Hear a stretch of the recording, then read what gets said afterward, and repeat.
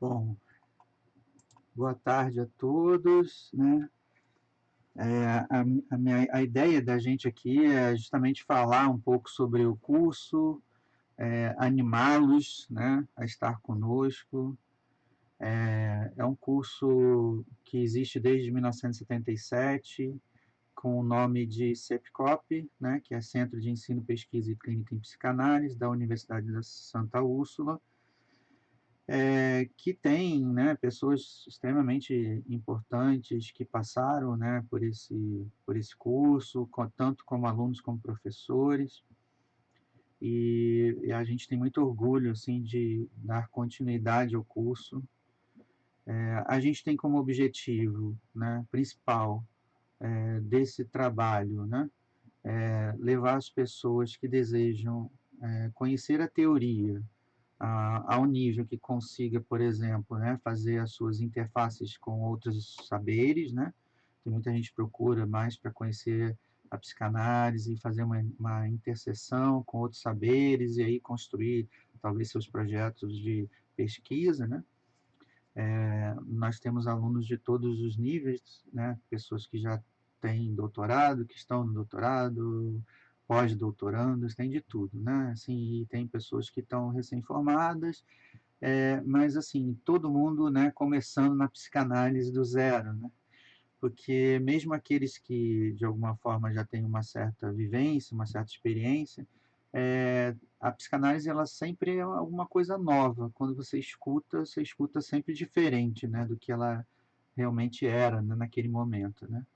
E é muito interessante porque a psicanálise é um saber único justamente por ter esse aspecto de um certo furo, né, que nunca se fecha em si mesmo.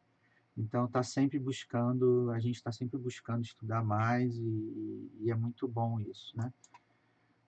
Sobre a instituição, a Santa Úrsula foi fundada em 1939, né? Ela visando esse aprofundamento e a sistematização do conhecimento em psicanálise, né? Que veio naquela época da própria formação em psicologia, com uma ênfase em psicanálise, nasce esse CEPCOP, que tinha como objetivo justamente, né, ter uma sistematização, e foi o primeiro curso universitário de pós-graduação a oferecer especialização em psicanálise. Para vocês terem uma ideia, a UFRJ fez isso acho que 5 anos depois, né, da Santa Úrsula. Ao longo desses 43 anos, né, de trajetória, seguiu sempre uma direção principal, que é a transmissão da teoria e da clínica psicanalítica. Então, aqueles que procuram teoria, como eu estava falando, vão encontrar essa possibilidade teórica para os seus trabalhos de pesquisa, e aqueles que procuram a clínica também vão encontrar um foco substancial. Eu, quando falar dos módulos, aí vocês vão compreender que existe módulos que vão ajudar muito na questão para se chegar à clínica psicanalítica, né? Nosso objetivo é levar aqueles que desejam clínica até a clínica, né? Ao mesmo tempo, foi sempre priorizado, né, pelo CEPCOP a questão da pesquisa, né, caracteriza a psicanálise como um campo teórico prático sempre em movimento.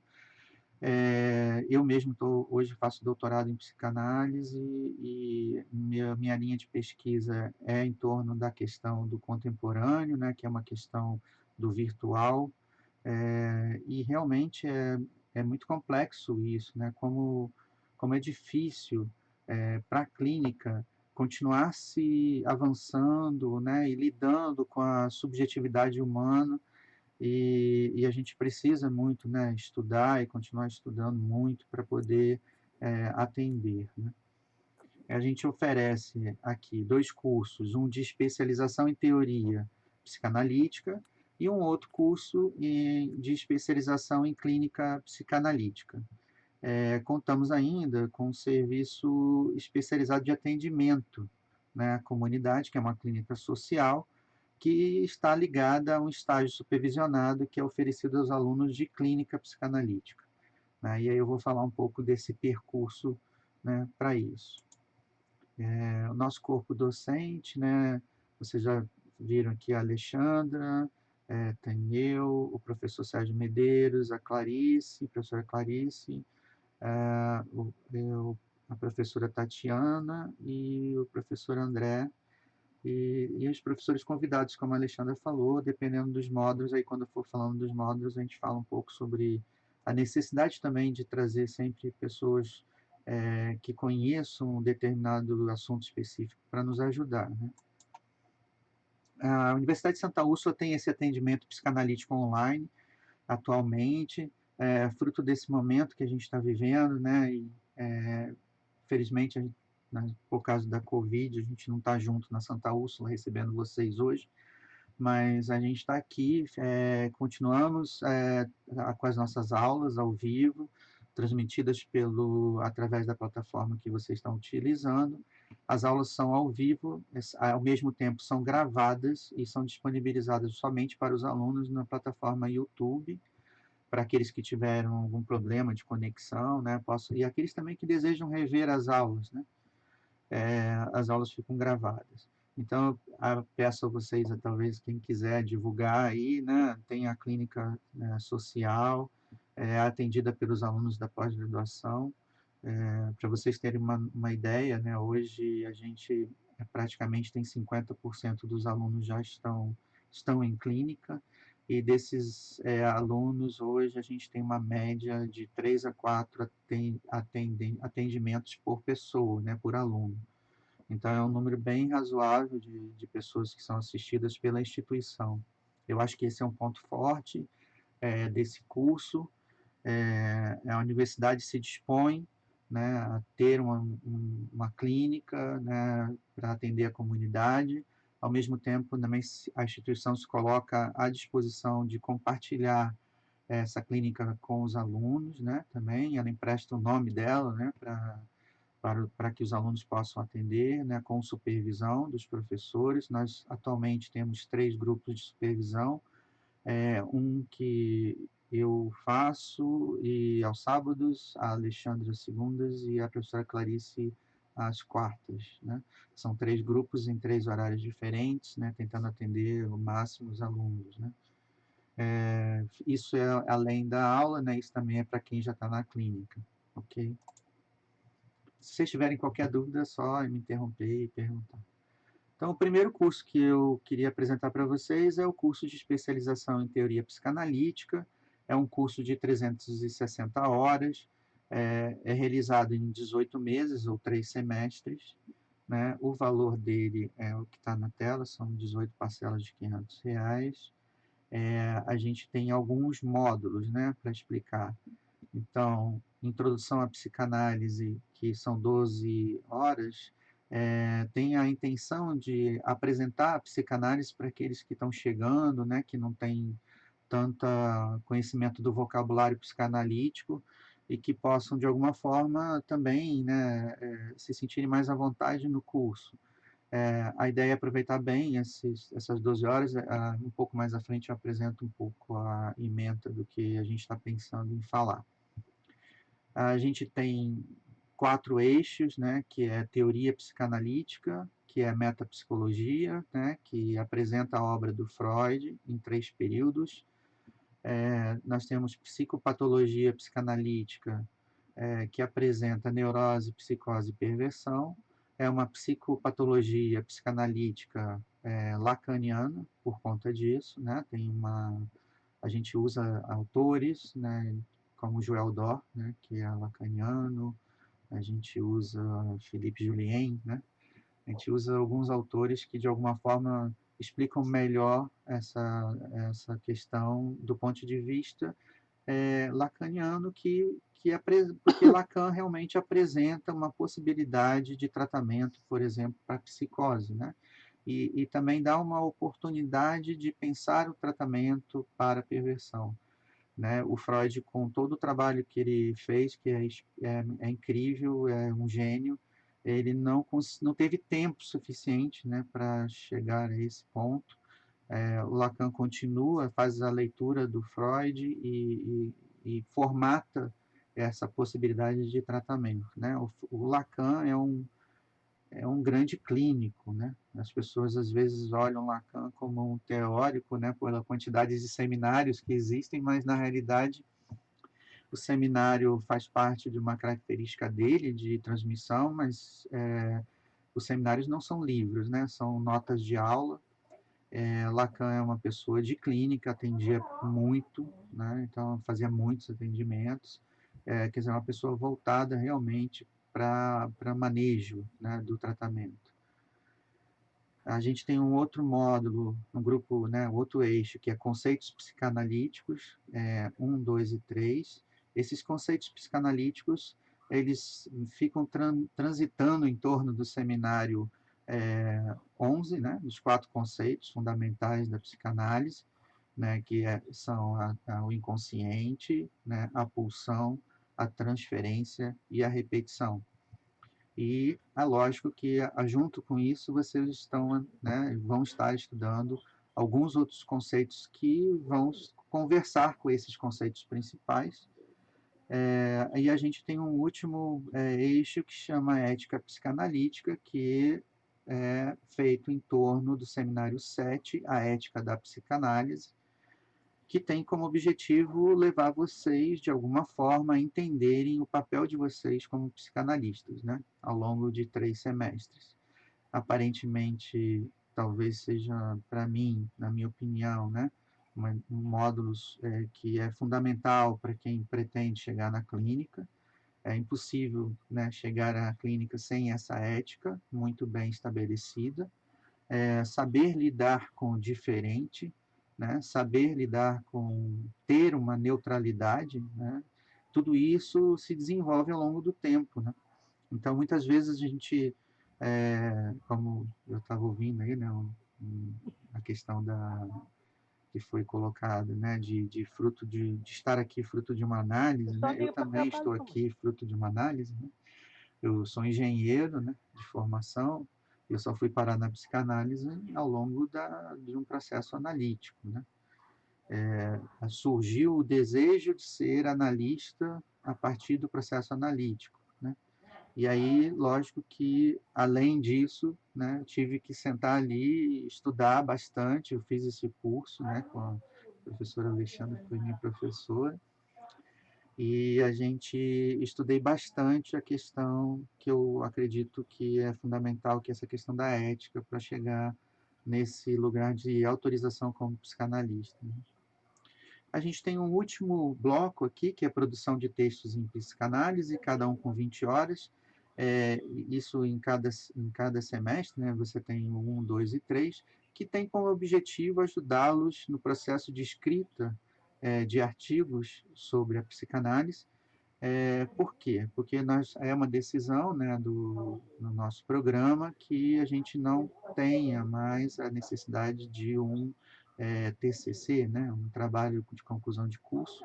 As pessoas, lógico, que desejarem, podem fazer, se assim desejarem, porém, a gente acredita que é muito importante, né, que a pessoa tenha essa habilidade de escrita e consiga escrever artigos e publicá-los, né, porque essa é uma transmissão que alcança mais pessoas do que a gente fazer um trabalho de conclusão do curso, que muitas vezes acaba arquivado numa biblioteca, com difícil acesso, né?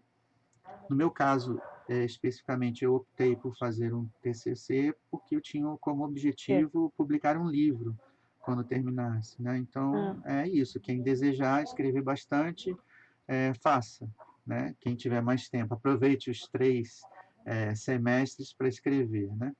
Então, em 18 meses, você concluiu essa especialização, é uma especialização reconhecida pelo MEC, é o Lato Sensu, né? Então, eu acho que é muito importante que você aproveite bem esses 18 meses, inclusive para poder, né, para ter esse movimento de escrita, e a gente tem um módulo específico para ajudá-los, né, a conseguir isso.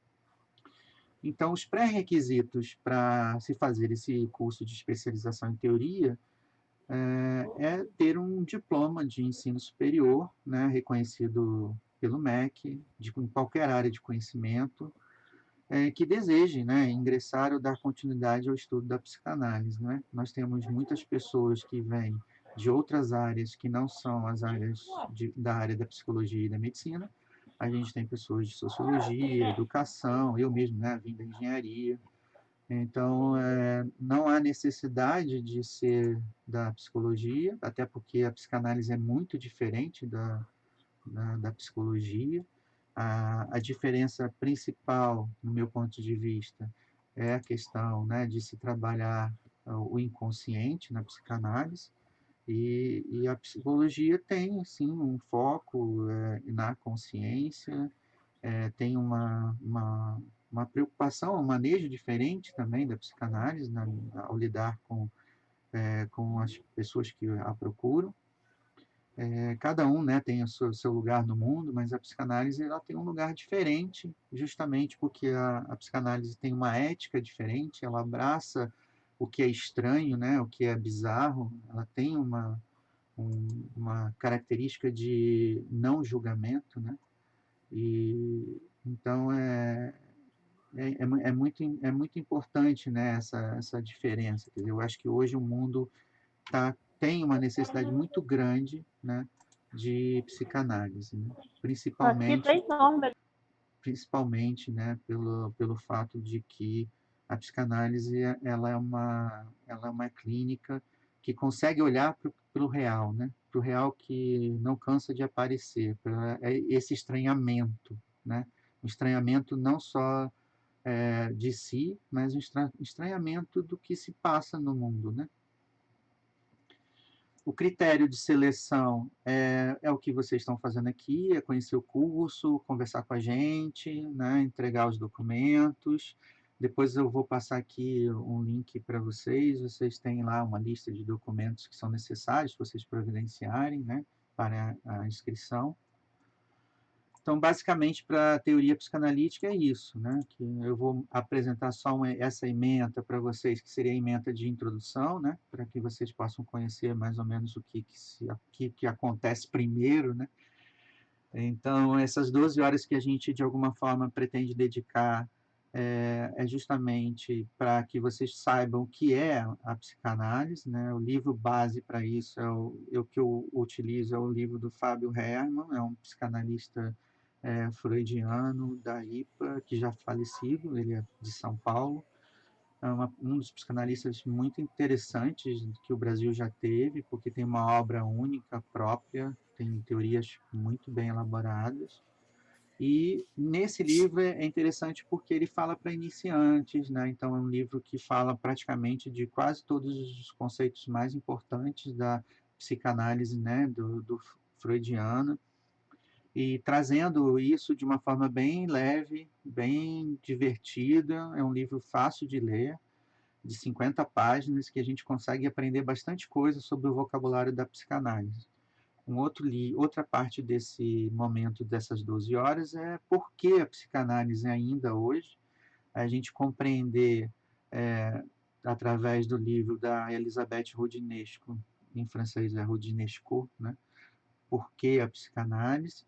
Esse livro é muito legal porque ela vai fazer uma crítica, né, a tudo que vem acontecendo, né, com a questão da medicalização, né, com a medicina, né, inclusive com a ausência, muitas vezes, da psicanálise para ser um contraponto a isso.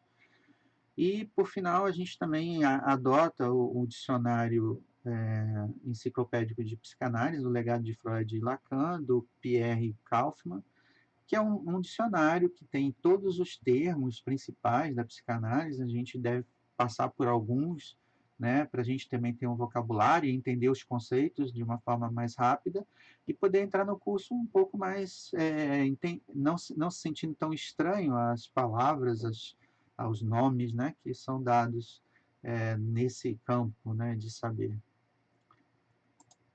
Eu quis mostrar aqui uma ementa mais complexa, né, uma ementa de psicopatologia que vai falar sobre as perversões. No caso, é uma disciplina que eu costumo dar, né, essa disciplina. é do meu campo de estudo, do meu doutorado também. Então, a gente fala, só para vocês verem a diferença, né, talvez uma coisa mais avançada, a gente está falando aqui, né, sobre a estrutura perversa, vai diferenciar isso de perversidade do senso comum, né? Eu acho que tem muita confusão em relação à perversão. As pessoas misturam perversão com maldade, né? E na verdade não é isso. A perversão é mais uma das estruturas que são apontadas pela psicanálise. O Lacan mesmo é um fã de um perverso, né? Porque André Gide foi prêmio Nobel de Literatura. O Lacan traz ele como um exemplo, né? Justamente para contrapor a esse senso comum. André Gide escreveu muitos livros, foi um dos primeiros autores a escrever um livro e assumir publicamente uma questão, né, uma opção sexual dele. Foi uma pessoa que se arriscou muito nisso, mas e ao mesmo tempo tem lá toda uma história pessoal dele contada nos livros que o caracterizam como da estrutura perversa. Então a gente traz no início, né, sempre trazendo a diferenciação entre uma abordagem geral da psicanálise em relação à psicopatologia e uma abordagem mais lacaniana, que é o que a gente adota. A gente tenta conceituar, né, essas estruturas, vai diferenciá-las, né, nos modos de gozo, que na realidade é como a pessoa, né, vai de alguma forma usar isso, né, como prazer barra desprazer na vida dela. Depois a gente fala sobre a perversão em Freud, nos três tempos, né? O Freud vai estar falando disso em três tempos da obra dele, lá no início, em 1905, nos ensaios, né, os três ensaios da sexualidade.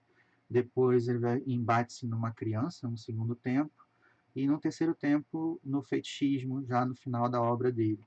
Então, são três tempos que o Freud está tratando desse assunto, mas ainda não o apresenta como uma estrutura. Só quem vai fazer isso mais à frente, né, acaba fazendo isso é o Lacan. Depois a gente costuma apresentar bastante caso clínico, né, para as pessoas entenderem, a gente consegue ir acompanhando, né, a história do sujeito e tentando aprender um pouco sobre como essa teoria se encaixa na prática clínica, né? A gente depois avança para a perversão em Lacan, né, vai apresentar as mudanças que ele faz em relação à obra do Freud, e a gente segue com, né, o gozo perverso, explica os modos de gozo, destacando, né, esse modo de gozo do perverso. A gente fala sobre uma sociedade perversa e perversidades, né, até usando um livro da Roudinesco, que é A Parte Obscura de Nós Mesmos, que é um livro incrível, que também traz, né, essa característica do social, né, da perversão. E, por último, a gente, de alguma forma, tenta apresentar casos clínicos e uma proposta de manejo clínico para a perversão, né? Tem um debate muito grande ainda na psicanálise, né, se os perversos procuram a análise ou não, né? Na minha opinião, procuram. Eu já recebi alguns, então acredito que sim. Só que são, né, em menor número, né, do que se espera, né? Então talvez por isso confunda. Tem aqueles também que parece que são, mas não são. Então a gente apanha muito, né, na questão da psicopatologia, a gente foge do diagnóstico justamente porque ele só tem uma utilidade, que é o manejo, né? Ele não define ninguém, não é um diagnóstico. A psicanálise não tem essa proposta de dar diagnóstico para ninguém, né? Justamente porque a psicanálise ela tem um mais além, né?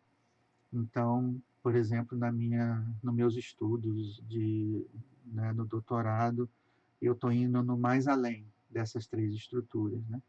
Então, esse mais além das três estruturas não anula as estruturas de forma alguma, porque elas existem.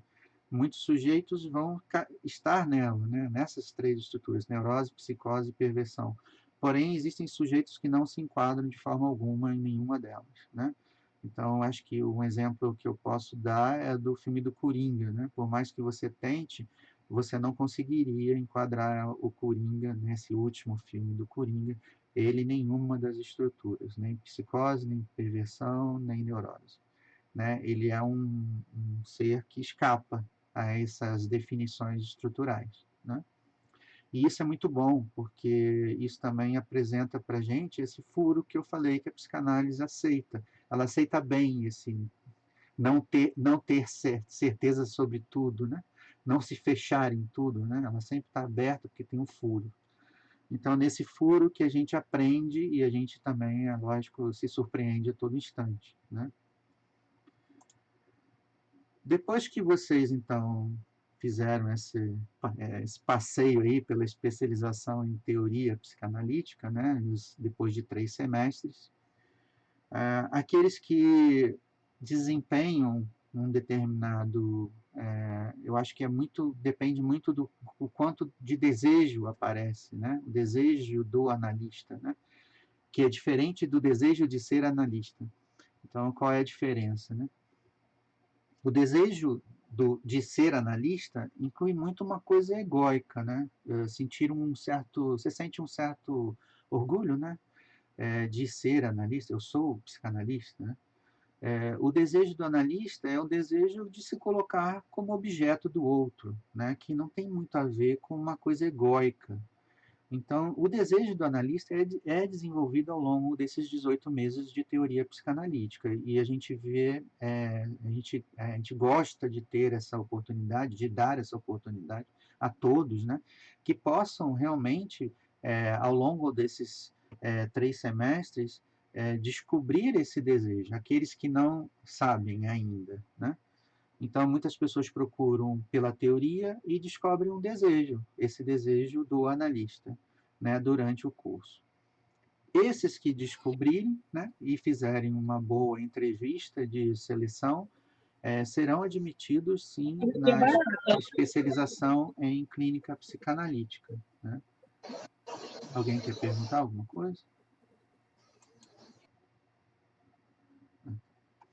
Então, assim, tem essa questão das entrevistas, né, que acabam acontecendo, para que a pessoa possa ser aceita numa segunda especialização, que também tem 360 horas, que também vai ter um diploma, um certificado reconhecido pelo MEC, que tem também 3 semestres, né? O que esse curso tem de diferente do de teoria é que ele está bastante carregado da questão né, da clínica, né? Então, a gente tem estágio supervisionado 1, 2 e 3, com 64 horas cada um.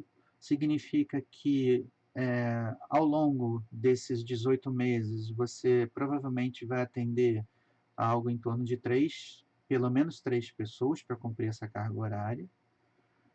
Tem pessoas que, lógico, vão atender mais, mas assim, vai estar registrado no seu histórico, né, essa carga horária de 64 horas. Eu acho muito importante que o estágio esteja oficializado, né, esse atendimento que você fez. Você terá supervisão clínica 1, 2 e 3, né, num dos grupos de supervisão, né, que são 32 horas por semestre, né, de supervisão clínica. Essa supervisão é feita em grupo, né? Você atende, leva os seus casos, escuta os dos outros, dos demais colegas também que estão no grupo. É muito interessante, o aprendizado é muito grande, né? Tem a supervisão justamente para poder te ajudar no manejo clínico. A supervisão não é uma análise pessoal, né? Não substitui de forma alguma. A diferença é que na supervisão o foco é justamente ajudar vocês no manejo clínico, né, de como vocês vão atender.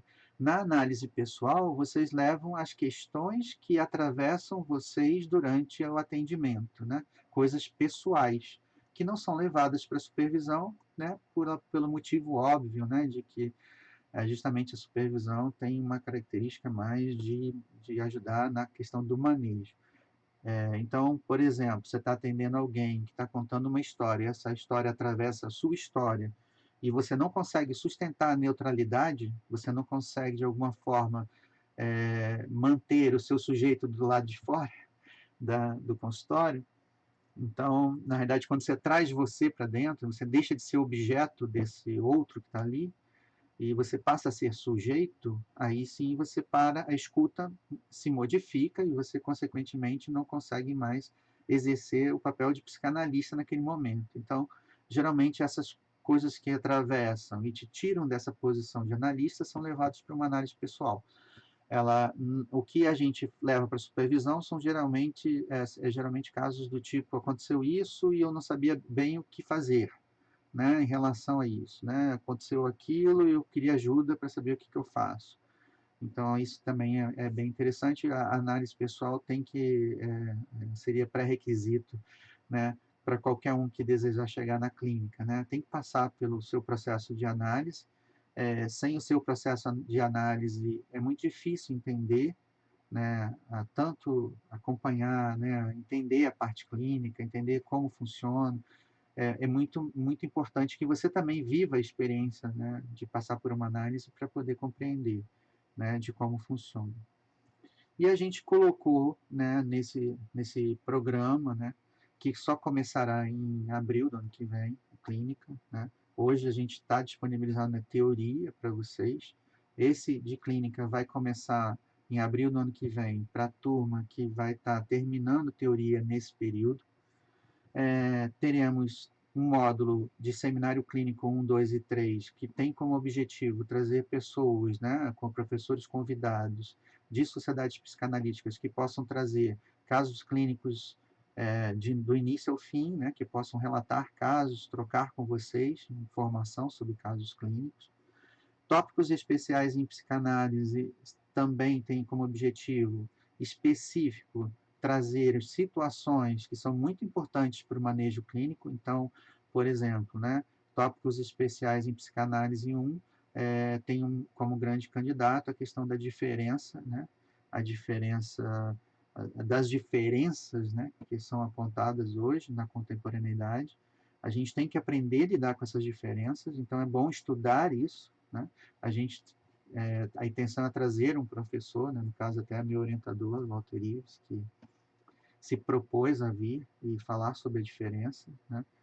E é uma pessoa que tem formação em filosofia e psicanálise e consegue trazer esse atravessamento, né, além do que simplesmente uma questão de estudar psicanálise, né? Vai trazer também outros saberes para ajudar a compreender o que está acontecendo hoje, na clínica atual, né?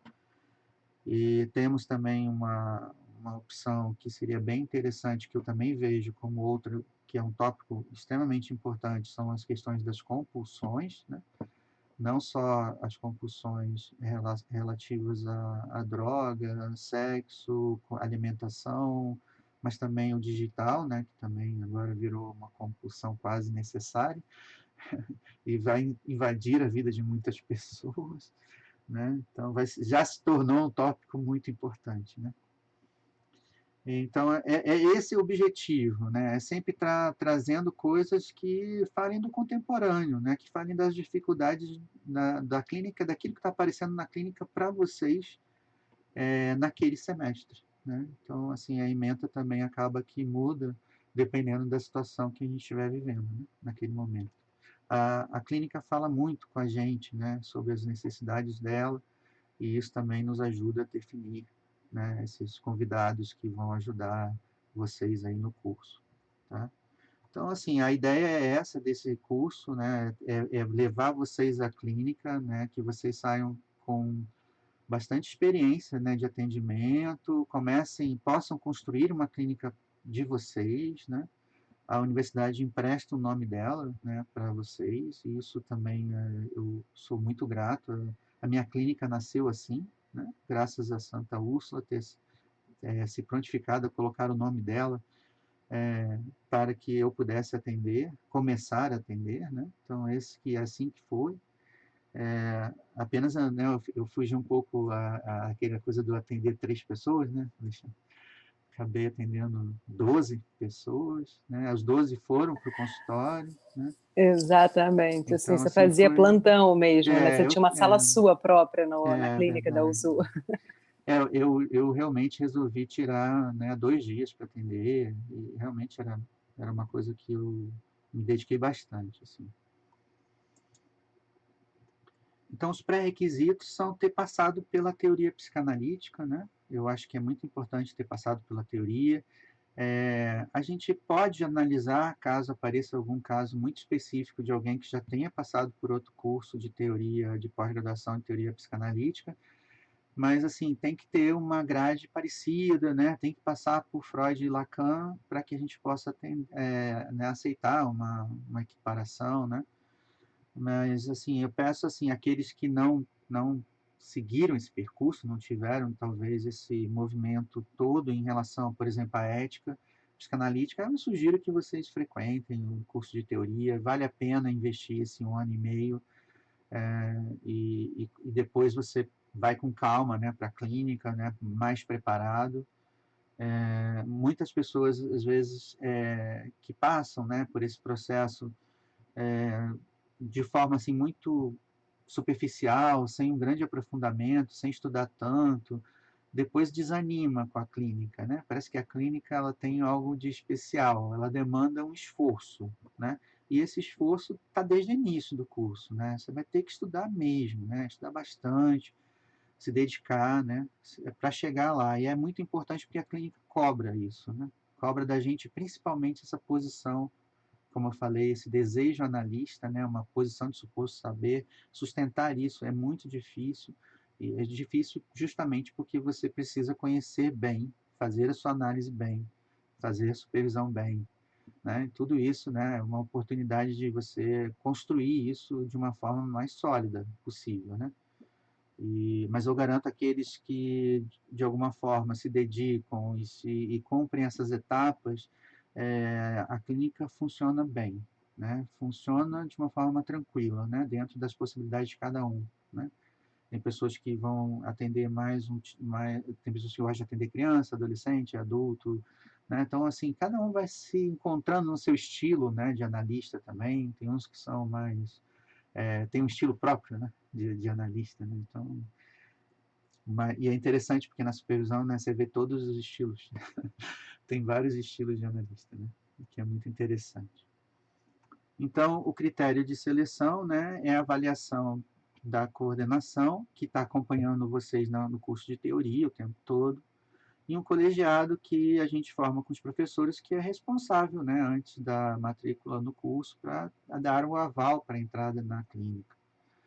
Esse comprometimento ético, né, e a aptidão para a escuta é fundamental, né, para que se possa fazer isso, tá? Com responsabilidade, né? Como se forma um psicanalista, né? Eu não sei se até aqui foi da questão dos cursos, alguém tiver uma dúvida, um bom momento, quer perguntar, senão eu continuo. Hoje o pessoal não está perguntando muito. Alguém tem alguma pergunta? Eu queria fazer uma pergunta, falando aqui é a Simone. Oi, Simone, fala. Tudo bem, querido? Na verdade, é uma questão bem prática sobre esse estágio, essas atividades práticas, porque por causa de horário, eu pretenderia fazer no sábado, né, as aulas. E essas atividades práticas, elas também se dão no final de semana ou somente dia de semana? Alexandre que pode responder, né? Hoje a gente está online, né? E a gente não sabe quando é que a gente volta, né? Então, isso é um caso a se pensar, né? Mas, assim, tinha pessoas que atendiam os sábados, né? A gente Ah, tinha... não, havendo essa Sim, possibilidade já é bom. Só que sim, hoje a gente está atendendo online. exatamente. Tem a possibilidade de a gente poder até manter alguns atendimentos online, mas isso quando o caso clínico demandar, né? Quando for uma pessoa, por exemplo, um paciente, um analisante, que mora em uma distância muito grande, que talvez tivesse dificuldade de chegar até a clínica, a gente pode até pensar, né, no atendimento online, mas, em princípio, na clínica física da USU, o atendimento pode ser feito de 8 da manhã até as 8 da noite, e no sábado também, aos sábados também. Ótimo, muito obrigada. Nada. Alguém tem mais uma pergunta? Vou continuar, então? Vamos seguir mais um pouco, então. Qualquer momento é só chamar a gente, Tá, vou viu? continuar, então. Então, como é que se forma um psicanalista, né? Tem vários modelos para isso, né? Mas eu vou falar do modelo que é o do Freud, né? Que é análise pessoal. Você faz a sua análise, você tem supervisão. tem estudo de teoria. Então, você tem teoria, supervisão e análise pessoal, né? A supervisão e o estudo da teoria, você vai, de alguma forma, vai estar passando por isso no curso. Análise pessoal, você vai ter que ter o seu analista. O que eu recomendo a todo mundo que vai fazer uma pós-graduação dessa, né, Freud-Lacan, é que, de alguma forma, também, né, esteja fazendo análise com um psicanalista, né? E, se puder, e se desejar, assim, desejar, faça também com um analista que tenha seja escola lacaniana, que vai ajudar bastante, né, a entender também o conteúdo, né, da teoria. O que acontece quando Lacan tem as suas decepções, né, com a sua convivência, né, com os pós-freudianos, é que o Lacan resolve ampliar as questões que envolvem a formação de uma psicanalista, o que inclui o discurso do analista, né, que é um discurso diferente, né? Ele está tanto na clínica e nas escolas de psicanálise, no qual a gente também se inclui, né, como universidade, também nesse papel que a gente desenvolve de levar vocês à clínica, e na transmissão da psicanálise, que está tanto na parte escrita, como eu falei para vocês na questão dos artigos que são publicados em revista, quanto na transmissão da psicanálise, que é o que eu estou fazendo aqui agora, ou que vocês vão fazer com seus pares nas aulas, né? E falando um pouco sobre do trabalho, o caminho de vocês, do percurso de vocês na psicanálise. Cada um de vocês, então, é responsável pela sua formação, né? Desde a escolha de um livro, de um supervisor, né? Um analista se autoriza por ele mesmo e por seus pares. Eu acho que isso aqui que é muito complexo, ainda é do senso comum, que alguém tem que autorizar, né? Isso vem justamente de uma constituição lá do passado, né, do analista de data. O analista de data era responsável, ele, por autorizar, e se ele não autorizasse, você não seria psicanalista, né? Então, isso ficava na mão de uma pessoa, o Lacan, né, foi contra isso, criou mecanismos de dispositivos da escola para poder dar conta disso, para que fosse isso de uma outra forma, feito de uma outra forma, né, através de uma decisão pessoal sua. Então, por exemplo, as pessoas perguntam assim, poxa, Hudson, então eu decido quando você é analista? Você decide. Mas você não vai conversar com o meu analista? Não. Essa parte não. Quem decide é você, né? Se você está pronto ou não, né? E o que define, então, que eu estou pronto? Eu posso garantir a vocês que você vai saber que você está pronto. Isso eu não tenho dúvida. Quem não se sente pronto, não faz. Por quê? Porque realmente entende a complexidade que é lidar com o inconsciente e não há nenhuma necessidade de acelerar esse tempo, né? O importante é estar bem preparado para começar, né, com responsabilidade. Vocês vão ter todo o apoio possível, né, principalmente em supervisão, e a gente fica muito próximo para justamente, de alguma forma, ajudá-los, né, cada um a ganhar segurança nesse processo que é se tornar analista. Então, aqui entra, lógico, sempre aquela coisa que eu falo para todo mundo, né? Se alguém te disser que está vendendo uma carteirinha, um diploma de psicanalista, qualquer coisa disso, é mentira, né? Tá tentando te enganar, só vai querer o seu dinheiro. Não existe, né? Não existe nem diploma de psicanalista, não existe carteirinha, não existe nada que autorize um psicanalista, a não ser ele mesmo, né? O que você faz aqui é uma pós-graduação, uma especialização que é reconhecida pelo MEC, que tem seu valor acadêmico, que é muito importante, né, para o percurso as pessoas que querem seguir, né, na carreira. Tem alguns impactos no mundo político, né, que a gente vive, né? Então, tem, por exemplo, a questão do plano de saúde, né, que pede especialização em uma determinada área para quem é da psicologia. Tem a questão de possíveis leis futuras que surjam de tentando regulamentar a psicanálise, leis essas que nunca passaram, né? Eles tentam desde 1978, se não me engano, mas essas leis sempre esbarram na votação do Congresso e nunca passam. Mas, se por acaso passar a especialização, né, o curso Lato Sensu em psicanálise, te autorizaria, dentro dessa lei que eles planejam, né? Eu não acredito que passe. Tá? A psicanálise foi feita para ser livre, principalmente pela questão da ética do psicanalista, né? A ética da psicanálise não combina com esse movimento de formalização, né? De alguma forma de tentar regulamentar a profissão, não combina, né, com a ética, atrapalha, muito pelo contrário, atrapalha. Tá? Então, alguém me perguntou em off, né, pelo WhatsApp, se a gente dava o CRP, né? Eu falei, não, infelizmente não, né? CRP só quem dá é psicologia, mas também, né, a pessoa tem o CRP, tem uma autorização também para atender, né? E talvez essa autorização para atender atrapalhe muitas vezes a pessoa a fazer um caminho um pouco maior, mais extenso e estar um pouco mais preparada para atender. Muitas vezes também a pessoa se forma com aquela carteirinha do CRP e vai atender e se frustra muito e acaba abandonando a profissão, sendo que depois de um esforço de 5 anos, né, fazendo psicologia, eu acho isso um pouco precipitado, né? Eu acho que podia ter um processo um pouco mais cuidadoso, né, para a cessão dessa possibilidade de clinicar. Mas infelizmente no Brasil é assim, nos outros países, na maioria dos outros países não é assim, você precisa passar por uma formação clínica para atender, é diferente no Brasil, né? Você já sai da psicologia passando por tantas e tantas disciplinas, né, diferentes e por caminhos diferentes e acaba recebendo a mesma autorização que todos para atender, né? A psicanálise não se usa desse artifício, ela prefere, de alguma forma, arriscar, né? Muita gente critica, porque tem um risco, né, de uma pessoa se autorizar antes do tempo, mas eu posso garantir a vocês que aqueles que se autorizam antes do tempo não conseguem sustentar essa clínica, porque realmente precisa de um tempo a mais. E aqueles que não conseguirem sustentar, simplesmente não precisam desistir, eles podem voltar, continuar estudando e em algum momento se autorizar novamente, né? Então, eu acho que isso também é muito, muito, muito interessante, né? A psicanálise não acaba nunca, não forma nunca, né? A gente não se forma nunca.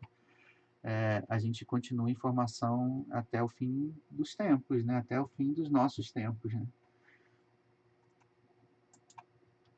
Então, já que eu falei que vocês tinham que fazer análise pessoal, vamos falar sobre os momentos de uma análise.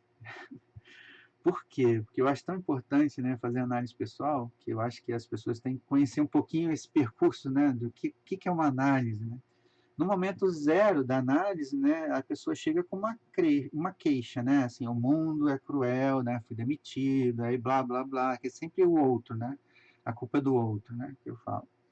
E demora um tempo até que essa pessoa, de alguma forma, entre em análise, tem uma entrada na análise, quando ela aparece uma demanda de análise específica, aparece um sintoma analítico, né, e a pessoa se implica na análise, né? Ela fala assim, por que eu faço isso? Né? Em vez de por que o outro faz isso comigo. É porque eu deixo o outro fazer isso comigo, né? Tem uma implicação do eu aí, que é muito importante, né? Tem alguma pergunta? Ah, tá. Só voltando aqui. Então, nesse primeiro momento 1 aqui, você já está implicado na sua análise, né? Você parou de falar dos outros e passou a falar de você, né? E no momento 2 é quando a gente já está produzindo, né, uma cadeia de significantes importantes, né? É uma produção de um saber sobre si que é super interessante. Tem um trabalho, de alguma forma, né, em torno do desejo, desse desejo que falta, né? Também não há um saber que aparece cristalizado, assim, não é uma coisa de dar sentido, pelo contrário, é justamente desfazer os sentidos e capturar aquilo que for possível em relação a significantes que não têm significado, né? Que também é muito interessante. No momento 3 de uma análise é quando você já consegue tirar esses significantes que são, às vezes, secundários e deixar um significante mais puro para você trabalhar, né? É uma redução mesmo. Você já conseguiu, nesse momento 3 da análise, chegar a uma conclusão de que, olha, meu problema é aqui. Você sabe que é ali, né? Aí você já chegou no ponto esse S1, né? Todos os demais, os S2, S3, S4, S5, apesar das letrinhas, dizem respeito a esse S1, né? Na realidade, são derivações dele, são coisas relacionadas, apontam para ele. Então, você já achou um foco ali para trabalhar, né? Aí, na minha visão, é esse o momento que você começa realmente a sua análise, né? Porque que raios eu vou fazer com isso, né, que eu descobri? Né? Então, acho que essa é a parte mais difícil de uma análise, é quando você realmente começa um trabalho importantíssimo, que é o que eu vou inventar para mim, né, em relação, para viver com isso, né, porque não existe cura na psicanálise, né? Você não vai curar nada que você traga, não vai ser curado, mas você pode inventar novas formas de subjetivação, né, novas formas de sexuação, novas formas de identificação. Tem muita coisa de movimento na psicanálise, né, que vai te ajudar de alguma forma no final a uma questão que é fundamental, que é a questão da invenção, de se inventar, né? Então, o que é interessante é que a gente, de alguma forma, entra maldizendo um sintoma e lá no final de uma análise a gente sai bem dizendo um sintoma. E é estranho, porque é sintoma do mesmo jeito, né? Tem angústia, tem mal-estar, tem dúvida, tem tudo que tinha no início, só que aquele no início você falava mal, e no final da análise você fala bem de um sintoma, pode ser o mesmo, pode ser outro, geralmente é outro, né? Porque quem procura análise, procura porque o furo atingiu o real, né? Esse furo do real atingiu o seu sintoma, ou atingiu sua forma, seu fantasma, sua fantasia, ou atingiu seu delírio. Então, de alguma forma, você foi furado ali e aí você veio, né, quebrou. E agora, né? Estou com o meu sintoma quebrado, meu fantasma está quebrado, né? E aí, o que eu faço? Né? Então, vai ser construído, né? É um processo de criação, de invenção. Você vai ter que roubar, né, de algum lugar isso, né? A gente meio que assalta o gozo, né? Esse lugar de gozo que a gente fica, esses modos de gozo que a gente tem para viver, né? Que a gente aceita um certo prazer barra desprazer de uma forma, né, inconsciente. Muitas vezes você não consegue, e na realidade o gozo tem essa característica, né, de não se falar sobre, não conseguir se falar sobre ele, né? Apenas você vê que tem. A única coisa que você vê dele é um dejeto que aparece, alguma coisa que escapa, né? Um surto, uma briga, uma gritaria, né? Pode ser uma enxaqueca, vai aparecer tantas coisas, né? São poucas as oportunidades que o corpo real tem para dar sinais, né? E um deles eu acho que é muito relevante, e o Lacan defende muito isso, é a questão da angústia, e infelizmente a angústia hoje é tamponada pelos medicamentos. Então, o sinal que poderia te ajudar, na realidade, hoje é o mais tampado pela medicação, né, que está livre, né? O Brasil tem o top 1 aí, que é Rivotril para isso, né? Então, atrapalha bastante, né, que a pessoa veja os sinais, né, do que ele pode fazer, né, nesse caminho de análise. Então, assim, parece simples e né? A gente maldiz, um sintoma maldito fica um sintoma bendito no final de uma análise, tá? A gente fica abraçadinho com o sintoma e rindo principalmente dele, né? Eu acho que a gente consegue fazer um pouco mais de humor com o nosso sintoma. Tu fala assim, poxa, eu faço isso ainda, kkkk, né? A gente, pô, mas ainda faço isso depois de tantos anos, né? E aí você acha graça. É diferente de quando você entra numa análise e você está revoltado porque faz aquilo, porque passa por aquilo, né? Então, é realmente um caminho, um percurso muito bonito de uma análise.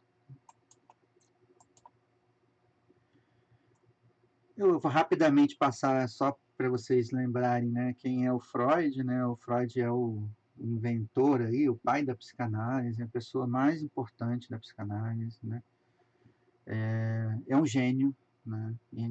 É impressionante o que a obra dele, o que ele escreveu. Ele, aliás, além de ser extremamente, né, capaz, ele, como escritor, ele escreve muito bem. Ele escreveu realmente livros, é diferente do Lacan, que você está lendo seminários, que são notas de aula. Então, quando você lê um livro do Freud, é um livro escrito com cuidado, acho até, às vezes, um pouco exagerado, porque acaba confundindo, porque ele precisa falar muito, né? Quem lê a obra aos pouquinhos e, por exemplo, lê um texto e não olha as notas de rodapé, por exemplo, se perde, né? Porque ele vai lá na nota de rodapé e diz que ele falou estava errado. Então, muitas vezes a pessoa lê, né, na internet lá o texto da internet não tem nota de rodapé. Então você está perdendo, por exemplo, você está lendo, está achando que aquilo é verdade, mas na realidade nota de rodapé, o Freud falou que ele estava errado, ele voltou atrás, ele fala qual é o texto mais à frente, que fez ele mudar de ideia, né? Então é uma obra que tem que ser lida do início ao fim, de uma forma cuidadosa, né? A gente tem algumas fases dele, né? O Freud no início ele é um neurologista, né? E ele tem uma fase que realmente inaugura a psicanálise, que é a interpretação dos sonhos, em 1900, e em 1920 há uma grande virada, que é além do princípio do prazer, o texto, né, no qual ele vai escrever sobre a nova tópica dele, né, que ele inclui o eu, o isso e o supereu, ou o id, superid, não, é isso, né? O id, é que eu só sei do eu, isso, supereu. Mas tem outra tradução é ego, superego e id, esse que vem do inglês. Mas a tradução que a gente mais gosta do alemão é o eu, supereu e o isso, né? E é até interessante porque ele vai mostrar essa forma de enxergar, né, o inconsciente, pré-consciente e o consciente, né, na primeira tópica, mas depois, com a mudança, ele já está incluindo instâncias, né, e relacionamento entre elas também. E é muito interessante. Tem uma última etapa que o Freud tem um lado mais social, que ele vai estar escrevendo Mal-Estar na Civilização, que é um prêmio, assim, um livro que ganhou prêmio, né? É como se fosse um prêmio Nobel de Literatura da época. É um livro lindíssimo, né? Importantíssimo e atual. Psicologia das Massas é um livro atual, parece que ele escreveu para hoje, para o que está acontecendo hoje, né? Então, quem quiser ler, você vai falar assim, caramba, parece que ele escreveu isso para hoje, né? E tem O Futuro de uma Ilusão, tem vários livros que vão falar um pouco mais do aspecto social já no final da vida dele, apesar de que ele volta, sim, por exemplo, a questão do fetichismo, feminilidade, ele volta também a uma questão teórica, né, desse lado freudiano dele aí, que eu coloquei aqui nessas imagens, né? O que aconteceu depois do falecimento do Freud foi que a psicologia do ego, que nem usava mais o nome de psicanálise, acabou desvirtuando um pouco. Então, muitas das coisas que a gente tem hoje, que a gente conhece como psicanálise, não são psicanálise por conta desse grupo, que foi para os Estados Unidos depois da Segunda Guerra Mundial.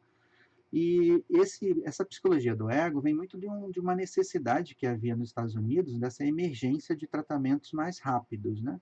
Psicanálise é um tratamento que demanda um tempo, não era muito bem aceito e foi aquela corrida por como é que a gente faz para poder acelerar esse processo, né? Então, o que eles fizeram foi, de alguma forma, levar esses fundamentos assim estranhos, né, de um certo controle do ego sobre o isso, sobre o id, né, do eu sobre o isso, inventaram essa coisa de Freud explica, que era uma tentativa de ter uma cartilha, né, que pudesse, de alguma forma, padronizar ou normatizar. Então, é bem ruim quando as pessoas falam assim, Freud explica, isso aí é uma coisa que Freud não explica nada. Freud, pelo contrário, ele está tentando justamente dizer que cada um é único, né? Ele não explica nada. Não dá para botar numa cartilha, né? E eles tentaram criar uma cartilha, né? Se fizer isso, acontecer isso, o Freud explica, é por causa disso, né? É muito determinístico, né? Então não é assim, né? O Freud não é do trabalho dele. Vem uma conduta racional como uma conduta sadia, é uma invenção do Hartmann. Hartmann é o mais importante dessa psicologia do ego, né? Lógico que tem aí a Ana Freud, que vem depois, né? Que está junto, né? Nesse grupo, mas o Hartmann é o autor mais lido desse grupo, perigoso. Vocês vão ver livros de psicanálise que nas universidades de psicologia eu já vi esse livro do Hartmann como psicanálise, e não é, né? Então, assim, é um perigo, né? O fim da análise para eles era a identificação do paciente com seu analista, quer dizer, no final de uma análise não era bem dizer o sintoma, como eu falei, né? Era você ser o mais parecido possível com o seu analista. Esse era o objetivo dele, né? E esse Rudolf Lowenstein foi o analista do Lacan. Então, o Lacan sofreu com esses caras, né? O Lacan, ele, na realidade, nessa época, para ser psicanalista, você tinha que ficar 8 anos fazendo análise de data com esses caras, né? Com 4 vezes por semana, 5 vezes por semana de sessão, durante 8 anos. E eles que autorizavam você ou não. O Lacan conseguiu se livrar desse cara com 6 anos, não 8. Né? Eu acho que o cara deve ter cansado do Lacan, porque o Lacan devia ser chato dessa. Então, ele se livrou e mais à frente, depois de se frustrar bastante, né? Porque o Lacan se frustra muito no início, ele escreve o Estágio do Espelho, por exemplo, que é um texto importantíssimo para a psicanálise, e ele nem foi escutado pelos seus pares, né? Mandaram ele sair do congresso com 15 minutos que ele estava falando para ele parar de falar. Ele pegou o papelzinho dele e foi embora. Né? Então, ele passou bastante dificuldade, né, com a psicanálise, com esse grupo. Né? E aí ele decide, em 1953, fazer um retorno a Freud. Então, aí que nasce a história dos seminários dele.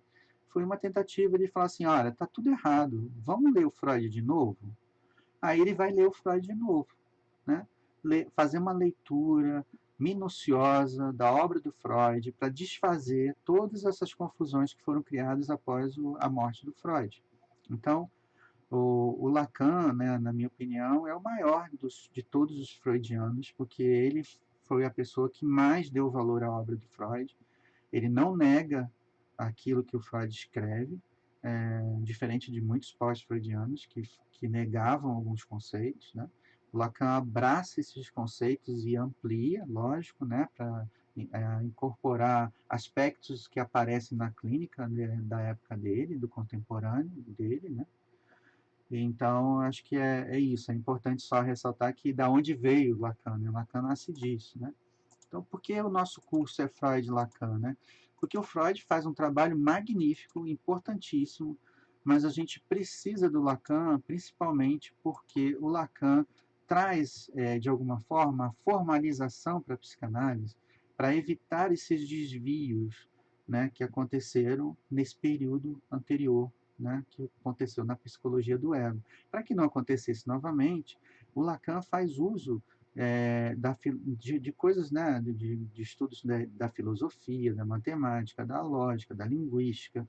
Ele foi pegar na antropologia, né, do Lévi-Strauss também, muitas coisas que ajudaram a formalizar a psicanálise, a tirar alguns conceitos que ficavam muito estereotipados, porque o Freud nem queria dizer aquilo, mas as pessoas de alguma forma reforçavam alguns textos em detrimento de outros, e para que isso fosse resolvido, Lacan foi a pessoa fundamental para que tentasse de alguma forma sustentar realmente o que o Freud estava tentando dizer do início ao fim da sua obra, né?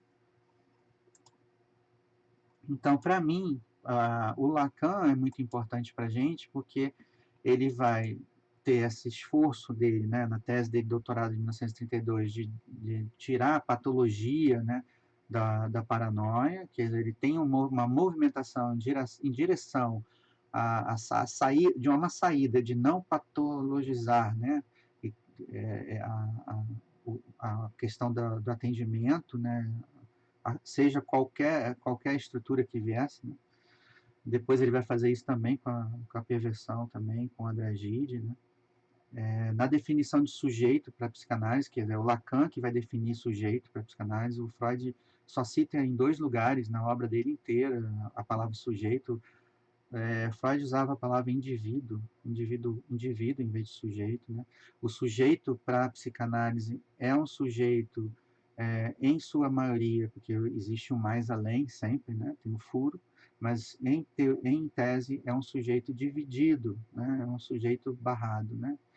E esse sujeito, ele da psicanálise, é esse sujeito que está dividido pela linguagem. Ele não consegue, através da linguagem, expressar de forma alguma o seu desejo, né? Ele não consegue, a linguagem não alcança o desejo, né? Você não conseguiria expressar o que você deseja com a linguagem. Então, já em si, na própria linguagem, você já é dividido, já é barrado, né?